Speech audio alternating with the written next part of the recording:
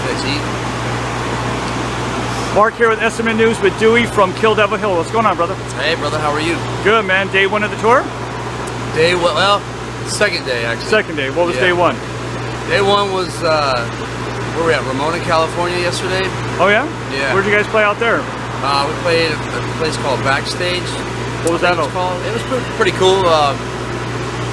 It was, I've been there once, but it was kind of a blurry. It's been a while, but it was cool. Yeah. I think that's the name of the place. It all kinds of run together. They all run together. All right, so you guys got a few weeks out on the road right now? Yeah, we're going to be out for about 4 weeks.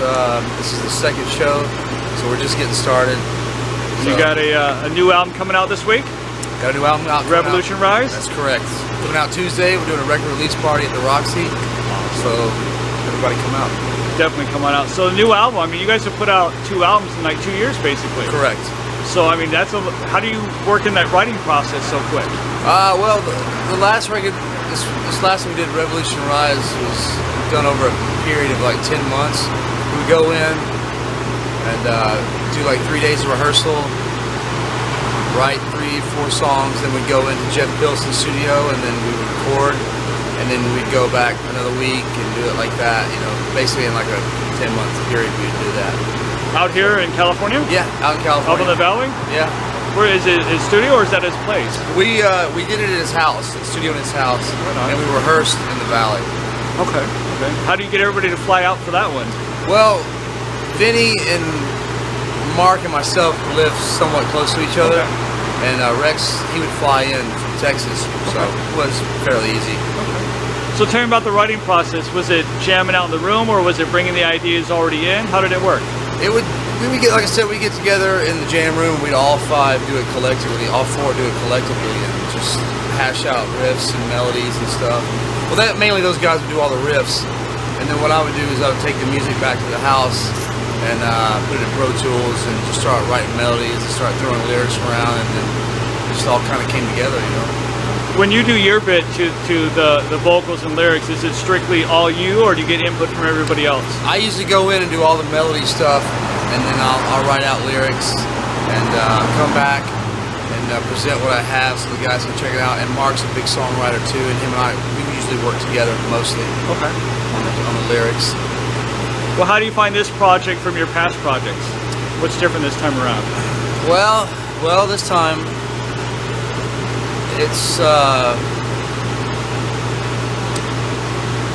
see, how would I say this? It's different. It's just different, you know. There's a lot more singing involved, a lot more harmonies, a lot more melodies, not as much screaming as I used to. You know, plus I got Rex Brown and Vinny Appice in the band, which is a big plus. That's people I grew up worshiping and listening to, so. Yeah, me too, so I'm now right there with you. So when that happens, you all of a sudden you're playing with some of those people you kind of, for lack of better words, idolized growing up. How does that like come over you? It's weird, especially, you know, with Rex, because I was a huge Pantera fan, you know what I mean? And listening to that bass tone that you grew up to is really cool. And it's cool, you know, that's the only way I can really describe it, you know. Sometimes you have to look back and I'll see Vinny and Rex, I'm like, alright, this is cool, you know, just kind of take it all in slowly, don't get too excited. So if you had a pick, would it be Ozzy Sabbath or Dio Sabbath? You know, it's hard to say. Depends on what song they're doing. That's a good way to avoid that answer, but that's okay though.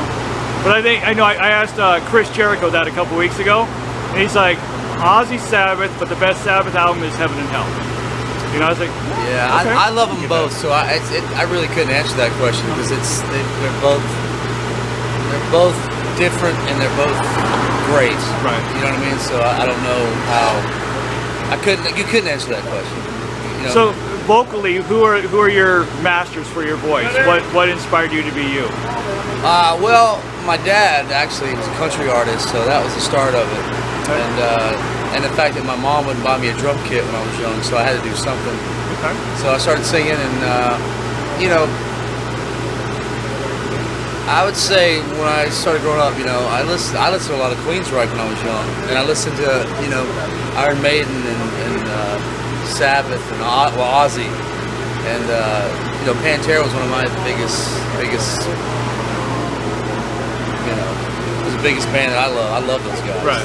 And of course the original Alice in Chains. You know. Just saw that. And I listen to country music too. You know, I listen to old Hank Williams.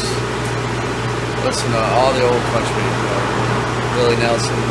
The rebel country guys. Oh yeah, the real country. The real. Not the stuff you hear nowadays. Not the pop country That's stuff. not country.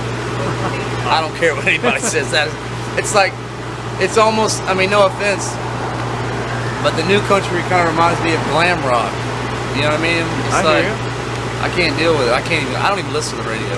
If I listen to anything, it'd be definitely my playlist from old school country, you know. Well, you mentioned Iron Maiden, you mentioned Queensryche, who have very operatic vocals.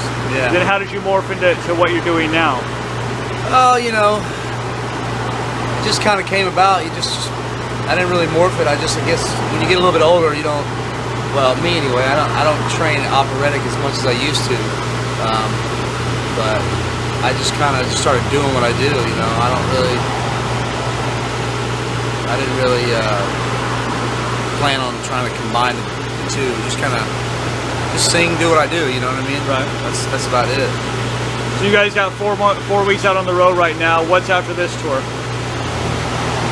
It looks like we're going to take the holidays off, like everyone else. And in January, there's some things going on, I think, with NAMM that we're supposed to do. But I'm not sure if it's been confirmed yet, so I don't want to say. And then I know we're going right back out on the road in February. We're going to be out for a long time. We're going to go out for. We're not going to be sitting home very much at all. I'll tell you that. We'll be going and going and going and going. Hopefully, we're going to do like 6 weeks long, 6 weeks. 6 weeks on and like 2 weeks off. I'm learning how to talk again. I just got up. I slept all day. Well, it's football Sunday. No football for you today? Saints, man. Did they win? They won, yeah. They beat the Bills. The Bills were on a roll for a while, weren't they? I don't know. I don't care about the Saints. That's why I have my Saints tattoo. So you are a Southern boy then? I love the Saints. I used to have a brown bag. I got rid of it. Wow. Die Hard Saints. All right, man. Well, anything for the fans today? Just pick up that new album, Revolution Rise, and keep supporting us so we can keep this thing going down the road, you know? Thank you. Awesome. Thanks for your time, man. Yeah, man.